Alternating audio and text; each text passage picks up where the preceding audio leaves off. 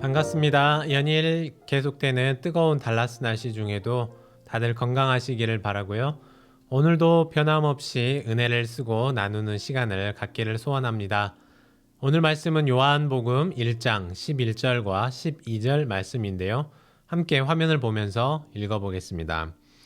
자기 땅에 오매 자기 백성이 영접하지 아니하였으나 영접하는 자 곧 그 이름을 믿는 자들에게는 하나님의 자녀가 되는 권세를 주셨으니.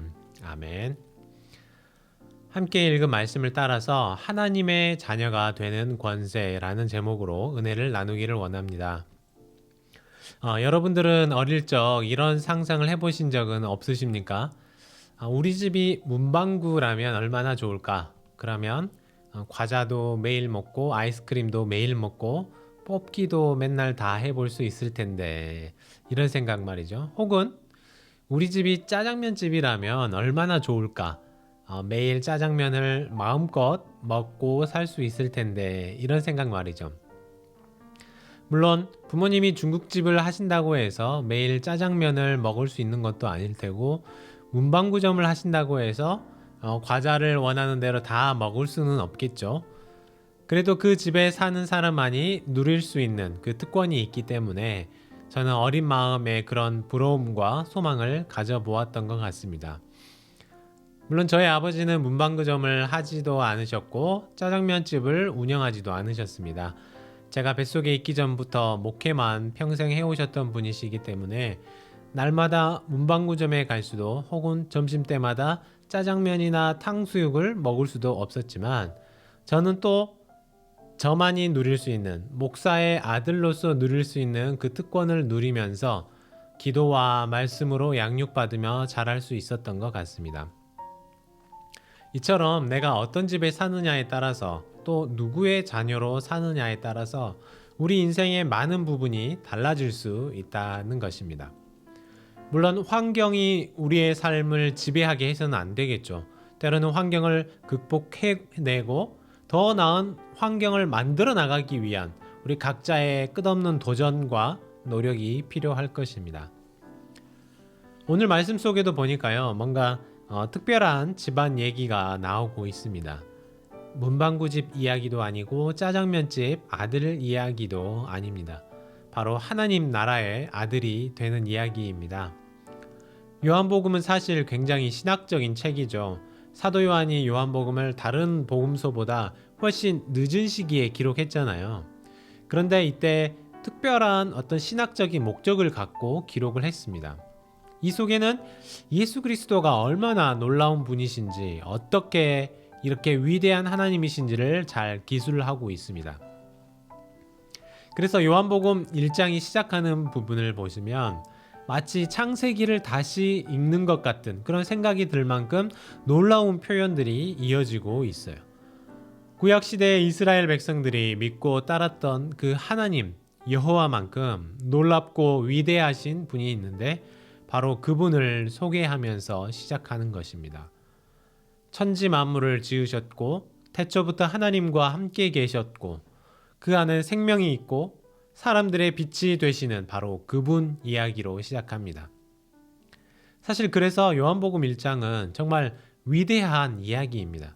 이 말씀을 읽으면서 크고 놀라우신 예수님 앞에 영광을 돌리고 마치 그 위대한 자연 앞에서 우리가 탄성을 내지르는 것처럼 놀라우신 주님 앞에 영광의 목소리를 내지르는 것이 우리의 마땅한 반응일 것이라 생각합니다. 그런데 오늘 말씀이 시작하기 바로 직전 놀라운 반전이 일어나는데요. 그렇게 영광스럽고 놀라우신 존재가 이 땅에 오셨다라고 기록하고 있어요.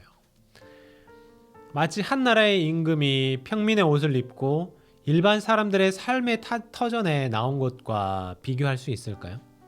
이 땅에 오셔서 비치신 주님께서 이 세상 사람들에게 그 빛을 비춰주기 위해 오셨다고 성경은 말하고 있습니다. 여러분, 가끔 사극이라든지 중세시대를 그리는 영화를 보다 보면 어떻습니까? 왕이 행차하면 모두가 그 왕이 지나가는 자리를 비껴드리죠. 고개를 숙이고 예를 표하게 되어 있습니다.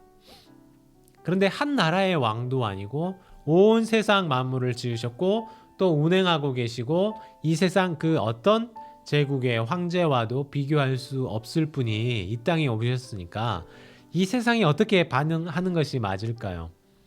당연히 모두가 그 앞에 엎드리고 경배를 드리고 예의를 갖춰야 할 것입니다. 그런데요, 제가 10절을 한번 읽어보겠습니다. 그가 세상에 계셨으며 세상은 그로 말미암아 지은 바 되었으되 세상이 그를 알지 못하였고 11절도 읽어보겠습니다. 자기 땅에 오매 자기 백성이 영접하지 아니하였으나 어떤 일이 벌어졌습니까? 왕이 행차를 했습니다. 그런데 왕에게 길을 비켜주지 않는 거예요. 왕이 나타났는데 왕에게 고개를 숙이는 자도 없고 엎드리는 자도 없습니다.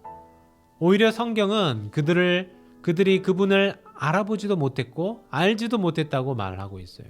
영접하지 않았다라고 말씀합니다.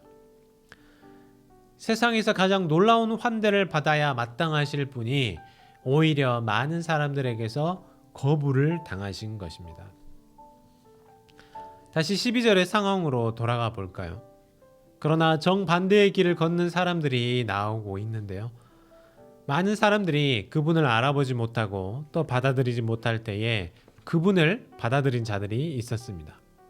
마음으로 영접한 자들이 있었어요. 그분을 왕으로 인정하고 그분의 뜻에 따라 살겠다고 다짐하는 자들이 있었습니다.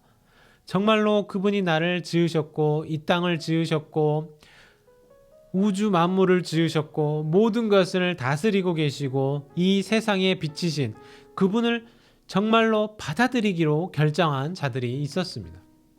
그 사람들에게 어떤 일이 벌어졌을까요? 성경은 영접하는 자, 곧 그 이름을 믿는 자들에게는 하나님의 자녀가 되는 권세를 주셨다고 말씀합니다. 그냥 마음으로 인정했을 뿐인데 받아들였을 뿐인데 어떤 혜택을 누리게 된 것이죠? 바로 하나님의 자녀가 되었다는 사실입니다. 하나님의 자녀가 되었다는 것은 우리도 하나님 나라의 백성이 되었다는 것을 뿐만 이렇게 뜻하는 것이 아니라 하나님이 가지고 계시는 그것을 우리도 함께 누리게 되었다는 것을 의미해요. 제가 가지고 있는 차를 저의 아들이 자기 차로 생각하고 제가 살고 있는 아파트를 아이들이 자신의 집이라고 생각하며 사는 것과 같은 이치입니다. 이건 내가 누군가의 그 아들이 되지 않으면 누릴 수 없는 권세예요. 제가 아무리 짜장면을 좋아한다고 해서 중식집 사장님을 사랑한다고 해서 찾아가서 사장님 저도 아들 삼아 주십시오. 날마다 짜장면 먹게 해주십시오. 라고 말할 수 없잖아요. 그런데 우리가 하나님의 자녀가 된다는 것은 이처럼 놀라운 능력과 권세를 가지신 하나님의 집에서 그 놀라운 특권을 우리도 한 가족으로서 한 식구로서 함께 누릴 수 있게 되었다는 것입니다. 그리고 이 모든 일이 일어나는 원리는 바로 우리가 마음으로 예수 그리스도를 영접하는 것, 모셔드리는 그것만으로 이루어지는 것이죠. 여전히 세상의 많은 사람들은 별별 이유를 대면서 예수 그리스도를 부정하고 하나님 나라를 인정하지 않습니다. 이들이 누리는 모든 것이 누구에게서부터 나오는 것인지 알지 못하기 때문이죠. 또 그것을 알아도 인정할 수 없기 때문입니다. 오늘 우리가 마음으로 주님을 영접하고 하나님의 자녀가 되었음을 믿으십니까? 그 믿음 갖고 살아가십니까? 오늘 하루 하나님의 자녀가 되는 권세를 누리시고 마음껏 경험하는 복된 하루가 되시기를 바랍니다. 그래서 오늘 저와 여러분 함께 기도하셨으면 좋겠습니다. 하나님 감사합니다. 우리에게 하나님의 자녀가 되는 권세를 허락해 주신 것을 감사를 드립니다. 저에게는 하나님의 자녀가 될 만한 어떤 잘남도 없고 또 돼야 하는 마땅한 이유도 없지만 제가 마음속으로 예수 그리스도를 모셔드렸다는 그 이유만으로 하나님이 저를 사랑하신다는 그 이유 하나만으로 하나님의 집에 거할 수 있게 해주셔서 감사를 드립니다. 오늘 하루 내가 하나님의 자녀라는 사실을 기억하며 그 특권을 누리는 복된 하루가 되게 하여 주시옵소서. 이 모든 말씀 우리 주 예수 그리스도의 이름으로 간절히 기도하옵나이다. 아멘. 계속해서 개인적인 기도 제목 갖고 기도하시기 바랍니다.